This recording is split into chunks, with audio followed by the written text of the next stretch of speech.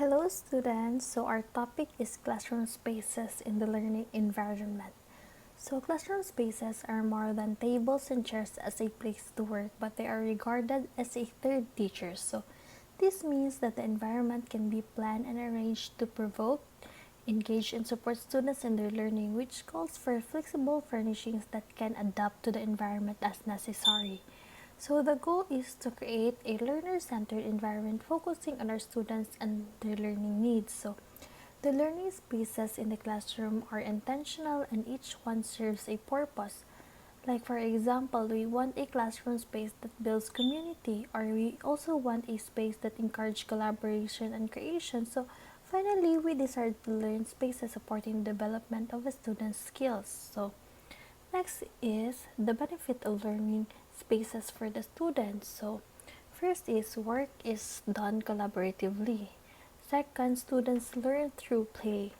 Third, learning spaces help build better relationship and communication between classmates. Fourth, the students focus more on creativity rather than productivity. And lastly, fifth is these areas awaken students' interest in learning. Next is spaces to enhance learning. So design and organization are vital to creating efficient learning spaces. So design is essential as it should primarily seek the comfort of the students, offering a space where she or he feels confident to explore and experiment. So here are some of the general guidelines to help you create a physical environment that makes children feel comfortable and significant and that best serves their needs. So number one is make a classroom that fit the children. So you should make a space that would help your students find a place that fits for them and especially for their needs. So first is classroom meeting space. So the classroom meeting area is the learning space where we join together as a class. So in this space, we build relationship and create a community of the learners. So it where we are teaching the whole group lesson and sharing books with our students during read aloud time. And then next is a classroom library space. So when you think of the classroom library, you picture space with lots of books and readers. So it's a classroom learning space where students are selecting books to read, finding a comfy spot and getting lost in their books as they become joyful readers. So here are some of the pictures that you can look for a classroom library space. Next is a writing center space. So the writing center is a welcoming space for supporting the important writing your students are doing. So this is the place where students find the writing tools they need for drafting and publishing writing pieces. For example, utilizing a small table, repurposing its shelves, or using a portion of a counter are all perfect spaces for writing station. So some of the writing tools that you'll want to have in the writing center include lots of paper choices, pen, pencil, marker, and stapler and tape. And again, here are the pictures that you can look for a writing center space. And then next is a safe space. So the safe space or the calm spot is a classroom space where students go when they experience moods of sadness, anger, frustration, annoyance, and more. So supporting the social emotional needs of our student helps our students succeed. So students choose to sit in a safe space when they need time to self-regulate and manage their emotions. So in other words, this is a space where a student goes when they need a moment to themselves. So next is a friend and family board. So building relationship and connecting with students help them feel seen and valued.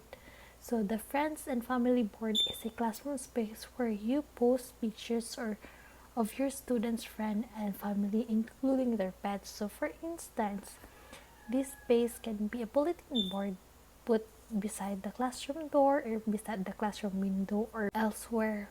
So be creative when you have a space in your classroom that you would like to make more attractive. So make the perfect spot of space for your friends and family board of students. And then next is a collaborative space or collaboration space. So providing the time and space for students to collaborate, solve problems, and work with peers is really important. So, in this classroom, learning spaces, you might see small groups working with the teachers or students collaborating in groups and partnership on topics and projects. And then, lastly, is a creation space. So, many classrooms are making space for their students to participate in maker spaces, genius arts, and other passion projects. So, setting up a classroom learning space for creation means that student needs large table space or other large areas that a place to keep or store their project until they work on them again. So, these are ongoing projects that take longer than 30 minutes block of time. For example, counter space can be designated as temporary housing for projects in progress. So, before we moved on to the next part, I have something to tell that some teachers really work hard to have creative classroom environment. They really make sure that every side of their classroom is full of creative spaces that can students go and have comfortable places to learn. And for me, it really depends on the teachers on how he or she create her classroom spaces creatively.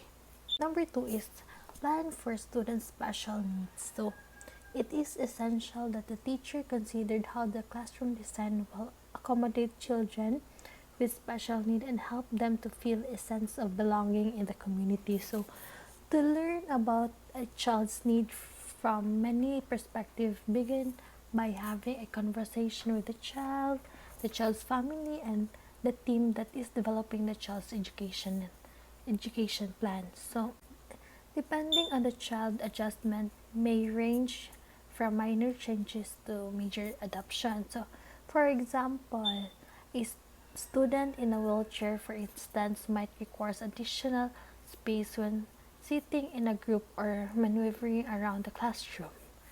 Another example is a student who exhibit impulsivity might need two distinct work environments, one among classmates at a table or a desk group, and one by him or herself.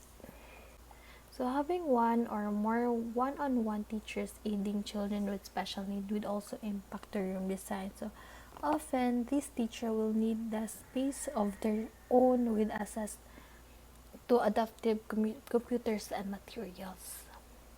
And lastly is the third one is considered children's general development needs. So although every child is unique, so there are clearly predictable stages of development that most children go through. Take for instance the newly discovered independence of the 2-year-old, the expansiveness of the 6-year-old, the inward looking tendency of at 7, or the social awkwardness at 11. So understanding developmental patterns will help you to create classroom spaces that work for the students. So try to ask yourself, what are the general development traits that you can expect from the group of children you'll be teaching. So that is it. I hope you have learned something. Thank you for listening. Have a great day.